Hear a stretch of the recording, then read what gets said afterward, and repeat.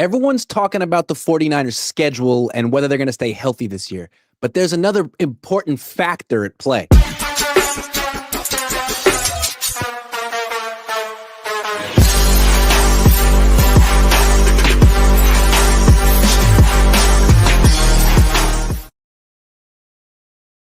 Good afternoon. Welcome to the Cohn Zone. We're the Cohns. That's Lowell Cohn. I'm Grant Cohn. And today's episode is brought to you by Factor. Summer is here, and the number one thing you don't want to be doing all summer is spending hours cooking inside.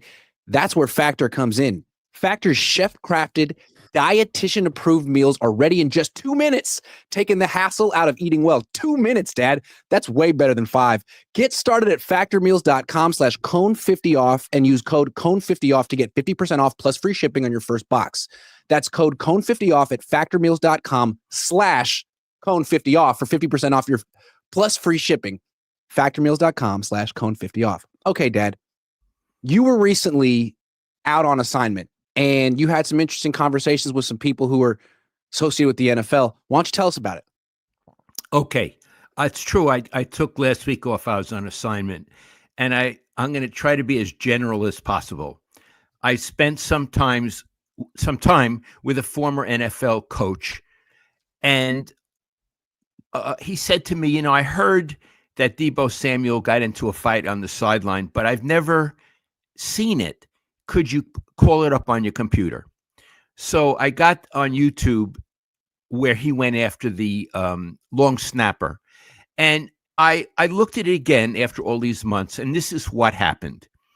He said something, Deebo, to the kicker. The kicker and the long snapper verbally objected. And Deebo, frustrated, put his hand on the long snapper's throat and pushed him back. So he didn't punch him and he didn't choke him, but he assaulted him. And the coach who was watching it with me said, "Oh boy," he said, "that's very bad." Now, I want to tell you some of the things that he said bad about it. We had the announcer talking about it. It was Tom Brady. And when Deebo pushed the guy on the throat, Tom Brady immediately said, "Oh, that's just two competitors being competitive." And my friend, the coach, said, "Bullshit." He said, "That can never happen on a team." He said that what ordinarily happens on a team and what should have happened in this case, after the game, Deebo would be told to stand up in front of the locker room and apologize to the player. No, Lowell, you screwed that up. Not to the player, to the team, because it's an assault and affront to the team. He said he had to apologize to the team for acting that way and for not meeting its standard of behavior. You never have a fight between teammates on the sideline. And if the head coach felt that the apology was not sincere, he should have traded him. Simple as that. You cannot have that. And he said another reason it's so important to make him apologize, and this is key, every player on the team is looking for how Kyle Shanahan is reacting to that situation. It's not just between Deebo and the long snapper. It's the whole team. Will Kyle stand up to the star player?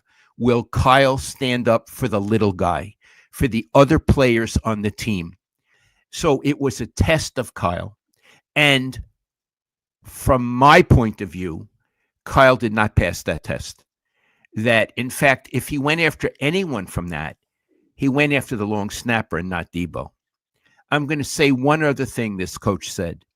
He said, behavior like that and allowing it to happen is why the 49ers don't win Super Bowls. Wow. I think it's interesting that the 49ers got rid of Deebo and Tabor Pepper. They didn't take sides ever in that issue. They got rid of both of them, and now we're supposed to feel like the team culture is fixed. The issue is gone. But I think, like you pointed out, it's not necessary. It wasn't just Deebo. Deebo was kind of a symptom of Kyle Shanahan's hands-off approach as a leader, perhaps. I mean, I think it's interesting that Debo does this. This is week 10, and it's not really properly addressed. And then a few weeks later, Devondre Campbell quits mid-game. That's another issue, a lack of togetherness or something. Someone out for themselves over the team. Kyle isn't the one who addresses it. John Lynch leaves his luxury suite, takes an elevator down to the sideline, and reams Devondre Campbell, kicks him off the sideline, sends him home. So it would be nice to see Kyle Shanahan, like, for him to really fix this issue in year 9 of his tenure. He has to actually do something. Yeah, he has to be strong. He has to set limits, and sometimes he has to be the bad guy, because in this case, the bad guy is a good guy.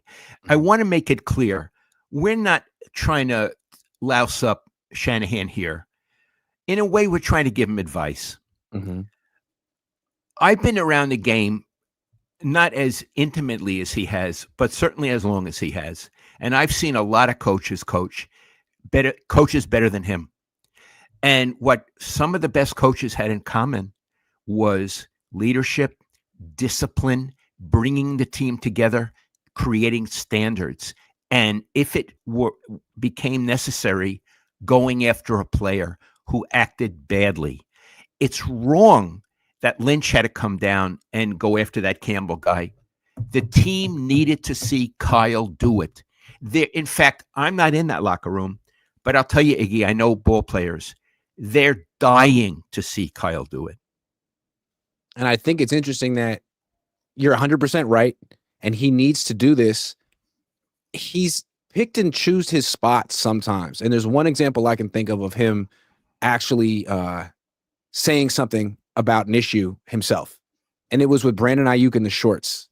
That was where he drew the line. I mean, Debo punches the long snapper. I don't know what happened. I don't know if it was a punch. Maybe it was Tabor's fault. But Brandon Ayuk wears the wrong shorts to practice, and he shows them up in front of the media.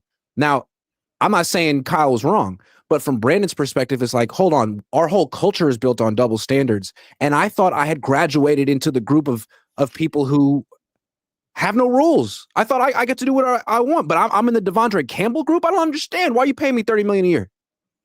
I can see now. I don't like how he acted, but I could see why he would feel that way. And again, Kyle, if you're watching, or if you have one of your minions watch this, we are criticizing you, but that's not the main thrust of this. It's that everybody can learn and grow. And this is the area. I mean, we know you're a great play designer and play caller, but in terms of this kind of leadership, where you need to set hard limits, where you need to be a hard parent, you need to work a little harder on that. You don't want to have these episodes. And when Debo did what he did, and I'm sitting there with the coach looking at it, and the coach is disgusted and says he needed to apologize to the team, because what Debo did was an affront to the team. And I never heard that you asked him or insisted that he do that. And you should have. You should have, because the team needed to know how important it was, and Debo needed to know. I agree. And I think what was interesting about last season was they were never really a team. They never really came together. And it wasn't necessarily Debo's fault. I think it goes back to the head coach. And Debo punching the long snapper was one incident. There was also Nick Bosa. He did the hat thing during the election. I mean, he turned the 49ers into a campaign ad for one of the candidates. I mean, I remember 10 years ago when Colin Kaepernick made a political, it wasn't even political. Was it political? When he did something that wasn't about football on the field, that was very left wing, people freaked out. And then it seemed like Bosa did the equivalent on the other side of the political spectrum. I don't see how that's okay. No, it's not okay. I'm glad you brought it up. Both Kaepernick and Bosa, but I'm going to stick with Bosa because it's more recent. Kaepernick is history. He wore a MAGA hat, and after the game, I don't know who was being interviewed, but he inserted himself into the interview with a big, stupid grin on his face. But the whole point was to see the MAGA hat. Bill Walsh used to tell his teams, and I know it because I was there, we are a football team. We don't talk about religion to the media or TV, and we don't talk about politics. If you do, I'll send you to Buffalo. Here Yeah. was this guy wearing a 49ers uniform right after the game ended, seconds after the game ended, advocating a political position. Bill Walsh would have had him on the carpet, and then he would have made him apologize to the team. This is not what we do. Sure, you can advocate for a certain position or politician. Do it on your own time in your own place. Rent a ballroom at the Hilton down the street, not in our uniform. And again, Kyle, if you're watching, that's an opportunity for you to show what your team means and what it's about and what it means to be a 49er. And what it means to be a 49er is not to espouse MAGA in a 49er uniform. And I'm not putting down MAGA. Anything. One more thing. So they got rid of Debo, they got rid of Tabor Pepper. Problem, the bad apples are gone, right? No more conflict. Well, it seems like Brandon Ayuk still has some type of a grievance. He doesn't exactly come out and say what the issue is, but every couple of weeks he posts something on social media, which makes it seem like he's upset. And it seems to me that this is another potential opportunity for Kyle Shanahan to be a leader, man. Take him out to dinner. Go play golf with him. Have a one-on-one with Brandon Ayuk and repair that relationship, because it seems like at one point you guys had a good relationship. You convinced him to sign here. He wanted to be with you long-term. You got to fix this, Kyle. I think you have it within yourself to do it. You can't ignore it. Iggy, I think that's great advice. Rather than lecturing him, be cordial. Yeah. Invite him out. Have dinner. Yep. Play golf. Experience each other as. Yeah. Iggy, early in Ayuk's career, wasn't he in the doghouse? We never understood it. Year 2. Yes. What happened? What happened? I guess they felt that he'd had a good rookie year, came back with a little bit of a sense of entitlement, and wasn't blocking as hard as he needed to, wasn't running routes as hard as he needed to if he wasn't getting the ball. And I think they wanted to make a point early in his career before those became bad habits. Okay. Well, they need to make another point. Yep. Absolutely. I think sometimes you need to make more than one point. And I don't think it's sufficient for a head coach merely to design plays. The head coach is the CEO of the organization. I understand Jed is, but in terms of the football, he's the CEO and he's the face of the organization, and he needs to have a bigger face. And I know they're saying, like, we've got a month more of the offseason. Everyone's here at OTAs. People are really bought in. It's going to work itself out. Yes and no. I still think Kyle Shanahan, there's a certain amount of like hands-on leadership that he needs to, like Robert Saleh can't do it. He's the defensive coordinator. John Lynch can't do it all the time. It has to be Kyle. And like you said, it can't just be drawing up plays. There is a certain amount of like face-to-face confrontational leadership that he has avoided that he can't anymore. This is it. It's a crossroads. 9 years. Iggy, I want to tell you something I don't think I ever told you. When Tony La Russa was the manager of the Oakland A's and when they were really good, he told me that in the offseason, he would write letters to every one of his players, handwritten, not emails, with a paper and an envelope, handwritten in a pen. And he would tell his players what they were doing well, what they needed to improve, and what he wanted from them for the next season. I don't know if Kyle does that, but it's a great idea. Yeah. And I remember when Jim Harbaugh was the coach of the 49ers, I saw him in practice. He used to wear cleats on the sidelines. I think he probably still does, just so he could be in position to like break up a fight or get involved in a fight if he needed to. If Deebo Samuel went over and punched Tabor Pepper and Jim Harbaugh was the coach, Harbaugh would have been in the middle of that fight so fast. He would have been in Deebo's face. He would have personally kicked Deebo Samuel out of the game and maybe off the team. I mean, he would have relished the opportunity to assert his leadership and dominance. I mean, are you kidding? I'd say 100% guaranteed he would have. Absolutely. Yep. Yes. Yeah. Yeah. Oh, there's a question about whose team this is? Great. I can show everyone it's my team. Yeah, it's my team. It's not Deebo's team. Deebo's not the disciplinarian. Get out of there. It's not Ayuk's team. It's not Purdy's team. It's not Bosa's team. It's your team, Kyle. You got to assert that. And if you can't do it in year 9, maybe you can't do it. And again, what the coach said, Behavior like this is why they're not winning Super Bowls. And this coach has won Super Bowls that I spoke to. And I'm not gonna tell you who he's talking to, but I guarantee it wasn't Bill Walsh. I'm telling you right now. No, Bill Walsh does not communicate with me. Sometimes I try to communicate with Bill, but he doesn't answer me. Dangerous Dave's Jeeping Trip says, I am conservative and don't like politics in my football. I agree with you, Dangerous. Okay. This has been an interest of mine all offseason. I think it's made this offseason different from all others for the 49ers. So the Yorks and Parag Marate seem to be really into soccer. And they're not talking about it to Niner fans very much, although I think they're aware. But they bought Leeds United a few years ago. That's a team in the English Premier League. They just got promoted to the Premier League. And the Niners are renovating their stadium, £200 million project. They also bought a team in Scotland this offseason, Rangers FTC. Unclear how much the Niners spent on that acquisition. I just found out that there's a USL team in Sacramento called the Sacramento Republic FC. They're building a new stadium. That project is being led by a consulting firm called Elevate. That firm is owned by the 49ers and run by Al Guido. So they own a football team. They are defined by their football team, but they are growing, and their growth is all football, soccer. And I don't really know if it's good or not. I don't know what to make of it, but I do know it's a trend worldwide, and it seems like this is what's happening with sports. What do you think of multi-club ownership and how it relates to the 49ers? Okay. I would add that I heard, and I haven't checked it out, that the Niners are thinking of buying the San Jose Earthquakes and moving them to San Francisco. They're thinking. I would imagine that they are. I mean, they're up for sale. It's in their backyard. How could they not? Yeah. Yeah, I heard that. But, I haven't investigated it. So here's what I think.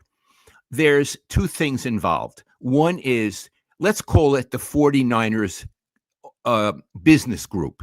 I don't know what the hell they're called. They call themselves 49ers Enterprises. But yeah, it's their business group. 49ers Enterprises, that's one thing. And then there's the 49ers football team. Let's put the football team to the side for a moment. Mm-hmm. The 49ers Enterprises, which would be the Yorks and Jed and whoever the heck else is involved, are beginning to define themselves not only as a football organization, but as a sports organization. They're increasing the definition of what they are from only football to sports. And I want to say, as an ownership group, I think that's laudatory, and it's a great idea. I do. If I were a really rich man and knew anything about business, I'd want to have a lot of oars in the water, not just the one team. I think owning, like Al Davis had one team, Eddie had one team, Eddie DeBartolo. I think that's becoming a little dated. And I think these people think like really big corporations, multinational corporations. So I applaud them. I think it's probably the way to go. Having said that, I have one caution. I'm going to pretend that I'm a fan for a moment. I am not a fan, but let's pretend for a moment I'm a 49ers fan. As a 49ers fan, does Lowell care about Leeds United? Does Lowell care if the 49ers Enterprises does well? I have no interest in that. I have no investment in that. I'm a 49er fan. So all I care about is, are the 49ers a good team? I'm going to root for them. I'd like them to win a lot of games. If buying all these soccer clubs does not hurt the Niners, then I feel fine with it. If there is something in the financial arrangement that takes away from the 49ers, I'm against it. I am. Now, do I know that anything is being taken away from the 49ers? Iggy, I don't know. My guess is if they're building a stadium for Leeds United, that may come out of 49ers money some way or another. So in that regard, as a fan, I'm not really pleased. I know we have a lot of salary cap space. Maybe if they weren't building stadiums over in Leeds, a city I can't even find on the map. I mean, I can find it if I look around. I know where London is. You know what I mean? I know where Ireland is. I don't know where Leeds is. and I'm never going to go to Leeds, but if they're building something in Leeds and it takes away money from our salary cap, I'm not in favor of that because I'm a 49ers fan. How do you feel, Iggy? Well, you know, I was a 49ers fan when I was a kid during the Eddie DeBartolo years. And I think what Niner fans loved about that era was that there was an owner who was a bigger Niner fan than anyone else. He was obsessed with building a dynasty. Yeah, I mean, he wanted to be rich and make money, but that seemed like secondary to winning championships. And he would spare no expense. And that's why they put in the salary cap, because he was spending so much money. And then with Jed, it seemed like, you know, he's not Eddie, but at least Niner fans liked him because he's from the same tradition. He seems like he cares about the team. He's a fan. It seems like he wants to build his own dynasty and step out of Eddie's shadows, and that his heart's in the right place. So I think fans could, you know, relate to that, get behind that. But now it seems like, remember a couple of years ago, Parag said this, and I think this was maybe like a peek into the thought process of the Yorks. He called the Eddie DeBartolo Niners a lemonade stand. And he's talking like, how can you say that about a dynasty? Because from Parag's perspective, he's talking about the business side, not the football side. And from the business side, it probably was a lemonade stand in terms of like the sophistication of what they were doing and how much maybe profit they were leaving on the table. So I think what we've seen is, yeah, maybe Jed wants to have a dynasty, will have a dynasty one day, but what his family and Parag are really good at doing is the business side of organizations. And they've really made the Niners so much more valuable over 25 years. They feel they can do that with a lot of organizations, and maybe that's their calling. It's all like, you know, on those cable TV channels, those house flippers, they'll buy some dilapidated house and they'll fix up the kitchen and they'll do a couple of things and sell it for $2 million. I think that's sort of what the Niners are doing, except with soccer teams. And the question is, why soccer in particular? I don't know. Maybe they feel they have a certain expertise in that area. Possible. Maybe they feel that that's really like a global game and it's going to take off in America in the next 20. I mean, people have been predicting that for a long time. It hasn't happened. But they are invested in Europe, where it's a huge deal. And I know the NFL is trying to get Europe into American football. Maybe the Niners think there's some type of correlation. Sure. And if they're right, again, God love them. Let them do what they want. But don't let it take away from the Niners. And I would add something else. I'm pretending I'm a Niner fan again. Oh, in this coming season, we only won 7 games. But I understand, because they're investing in soccer teams in Europe. Well, then I won't feel bad about it, because I understand. We, as fans of the Niners, we need to make sacrifices for Leeds United. Right. I don't think so. Right. It's a big year for Leeds because they just got promoted to the Premier League. And if they don't make a lot of investments, they're going to get relegated back to the Champions League. And that would be devastating for Leeds. So this is sort of Leeds' year. And we'll circle back to the Niners in 2026, probably. Yeah, I don't want that to happen. You can do whatever you want with Leeds. I hope they're great, but don't make it at the 49ers' expense. And what I'm saying is, I don't know enough about finance to know whether they're taking money from the Niners to give to Leeds and to give to the Scottish team. But if they are, I think it's a mistake. I think it would be helpful for Jed or Parag or Al Guido or someone high up in the organization to sort of speak directly to the fans and explain to them why these investments in soccer teams are good for the football team, because you got to acknowledge them. Fans understand it's happening and they just want to know why it's a good thing. And I think Al Guido could probably give a great 10-minute presentation on why it's a good thing. But until they do, we're going to look at the fact that they have 46 million in cap space. We're going to look at the fact that they're undergoing 200 million pound renovation of Leeds United's field. Think, man, it seems like you're prioritizing things other than the actual product of your football team, which is the basis of your brand.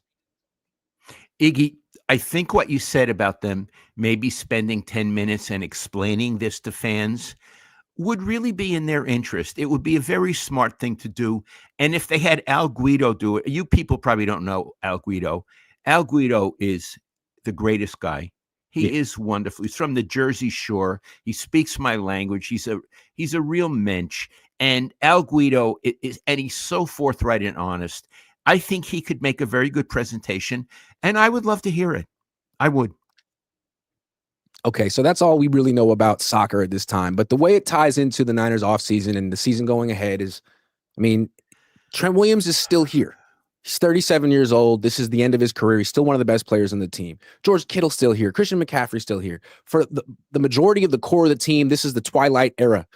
And $46 million in cap space. Highly irregular. Didn't have this last year. And what's interesting is I was saying, hey, go trade for Jalen Ramsey. They didn't. The Steelers did. They went and got Aaron Rodgers. The Steelers are they're making a push. Instead, the Niners tried to sign Damon Arnett, who was a first-round pick, got arrested so many times that the Raiders had to cut him, kept getting arrested. Apparently, he hasn't gotten arrested in a while, has cleaned up his life, and the Niners, it seemed to have offered him a 1-year vet minimum deal. He took the same thing with Houston. So they want a cornerback. They're trying to improve their team. It just doesn't seem like they have funds, but they do have cap space. I don't know. Do you think that the 49ers, I guess they're going to get creative and get a cornerback. Would you like to see them go out and get like an expensive one? Or do you think, I don't know what I'm trying to ask you right now. Okay, but, I understand. Yeah. You're saying they need a cornerback. They seem to be going bargain basement. How about let's go up a few flights and get a really good or a pretty good cornerback and pay big money for it. And they could do it, but they're not doing it, and we don't know the reasons. We don't know why they're going bargain basement in certain positions when they have money to do better than that. What is the reasoning and what is the impulse? And Iggy, we don't really know. We don't really get know. It. And what's interesting about the situation now, there are corners available. There are safeties available. They could get them right now, and they need players there. Now, their biggest need is offensive line, always. And they can't really get quality offensive linemen at this time of the year because they're rare, they're hard to find, and that market's gone.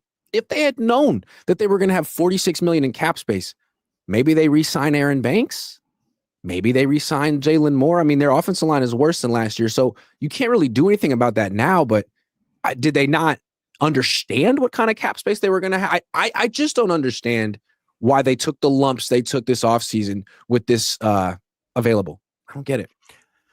Okay, let's do this. You use lumps, which is Lynch's word. We're going to take our lumps early in the season, meaning we have a lot of cheap young players playing for us.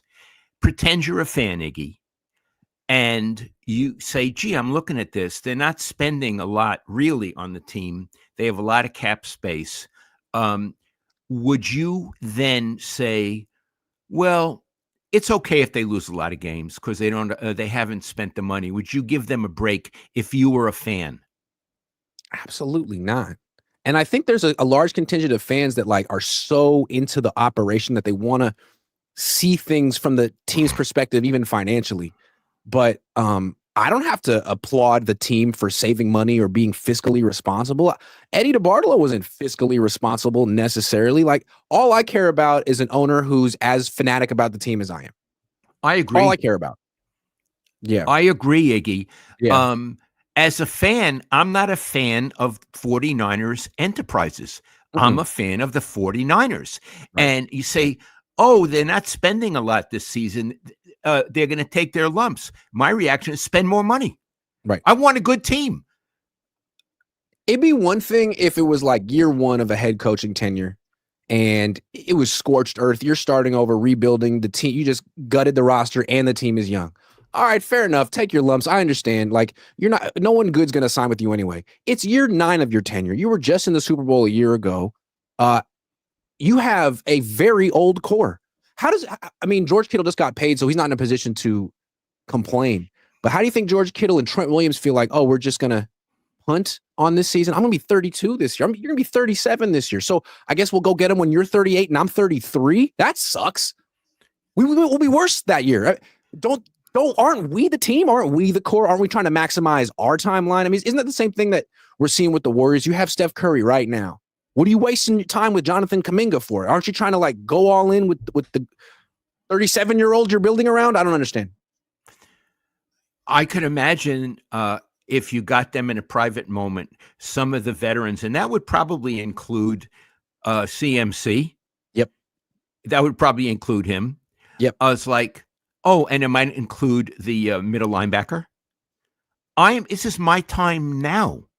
Why aren't you spending money so I can succeed and maybe win a Super Bowl before I retire. Mm-hmm.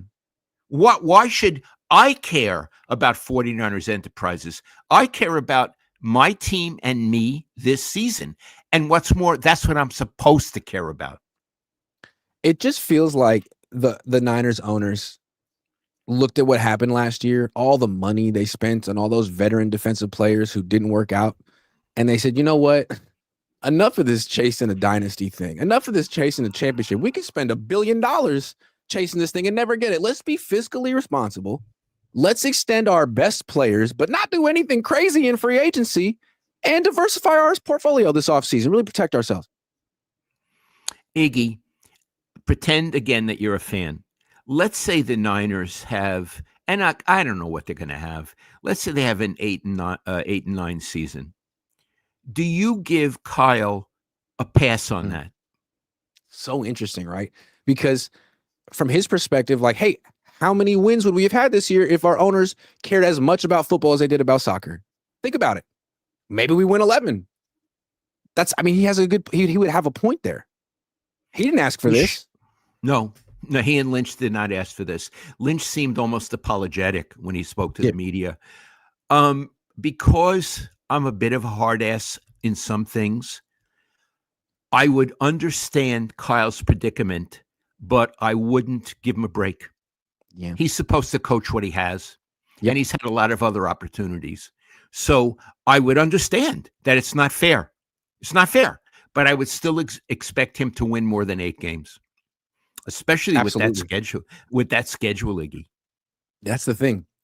You're supposed to be a great coach, and they're not letting you spend your way out of this mess. Okay, well, coach up the young guys. Yeah. Sorry, because other guys could. Bill Walsh coached up Ronnie Lott. Yeah. Carlton Williamson. They spent a lot of money on that team 2 years ago, and the Niners still lost the Super Bowl. Maybe the answer is to spend less and to bring out the best of Kyle Shanahan. Maybe this will spur on some real creativity. Yes, this might make him a better coach. Unless he's coaching for a job now. This could make him a better coach unless they feel he's already the greatest coach and couldn't even be any better than that. But I think he could grow as a coach. Earlier in this broadcast, we talked about ways that he can. Purdy got an extension. Kyle didn't, and a lot of his coordinators and coaches got fired. I'd be nervous if I were Kyle. Maybe confident because he's probably confident in his own abilities and ability to rise to the occasion. But there's a lot at stake for him this year. I think he knows that. He should welcome it. Yep. He's a competitor. He should say, maybe my job is on the line. Maybe my standing with Jed is on the line. Good. I'll show him. Not like, oh my God. No, I'm going to show him I'm a really good coach. Don't worry about it. That's how he should think. Yeah. And the way he should think also is this Niners organization, this Niners Enterprises is freaking worthless without me. What the hell was Niners Enterprises before I came here? You were the bumbling idiots who threw away Jim Harbaugh and put your own organization and brand in the gutter. I got it out of there.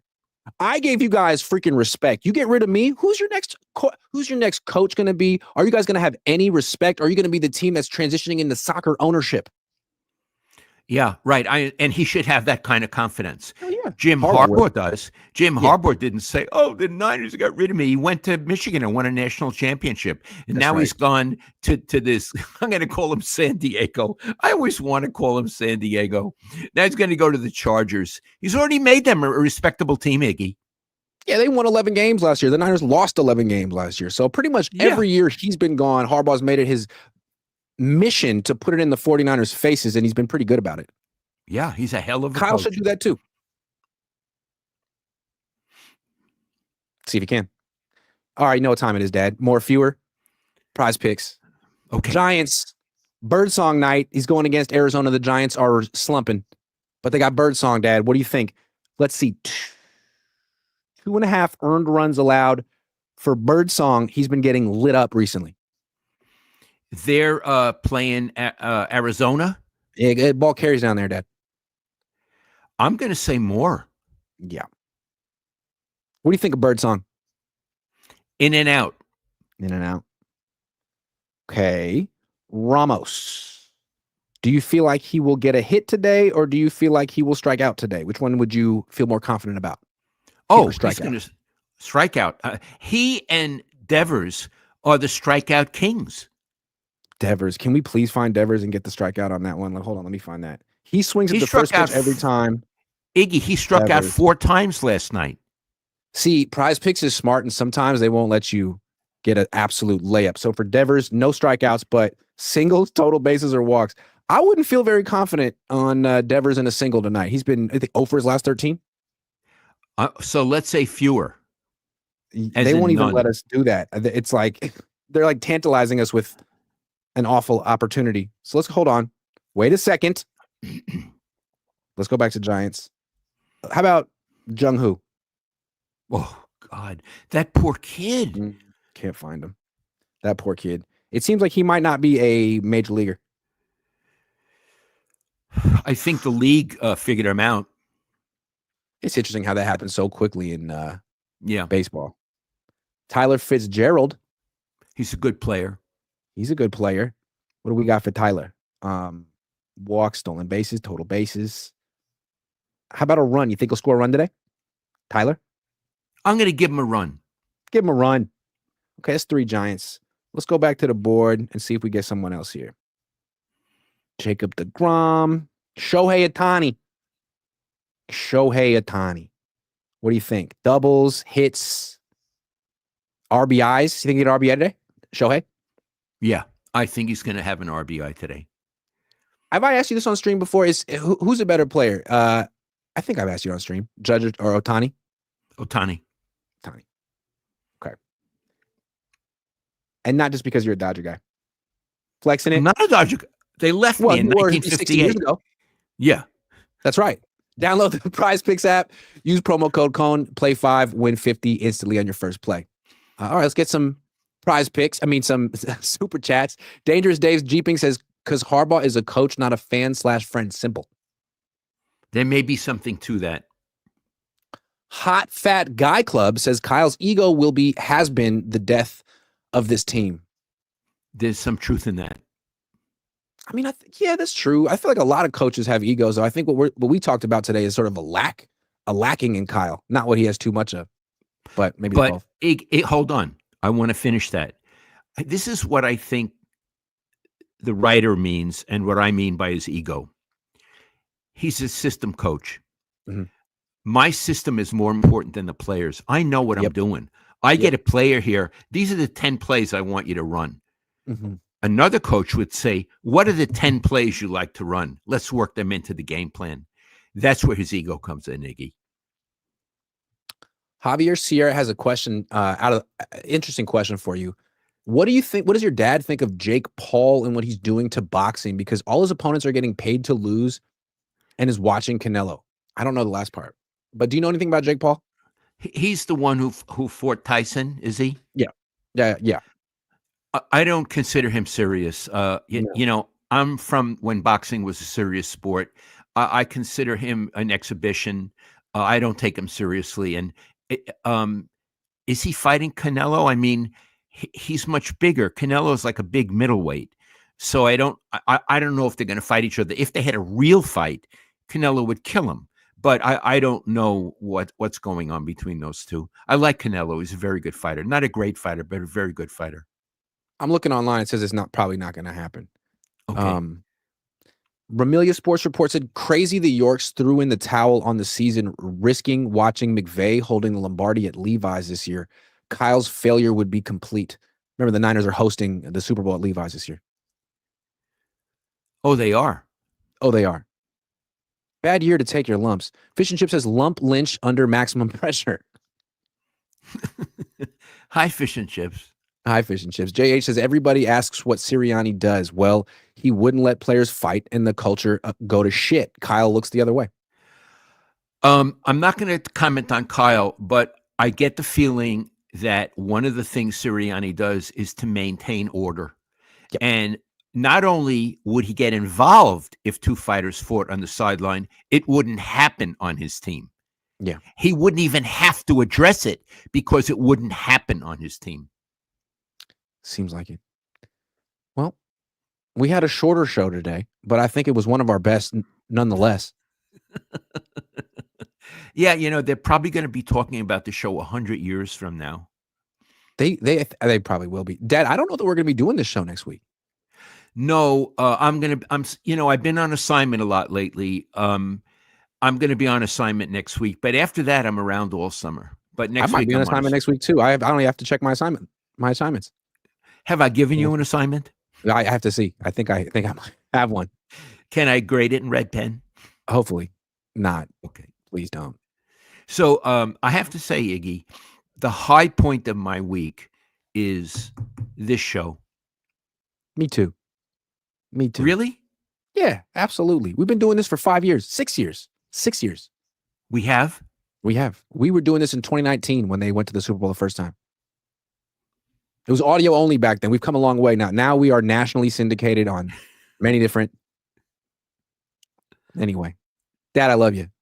You were great. You were too, Iggy. You really led us well. I love you. And I think we're all having dinner together tonight. That'll be nice. It's nice when we all have dinner together. I'm looking forward to it. It is. Yeah. Yeah. Okay. All right. I'll see you tonight. Happy 4th, everybody, and be safe. Be safe.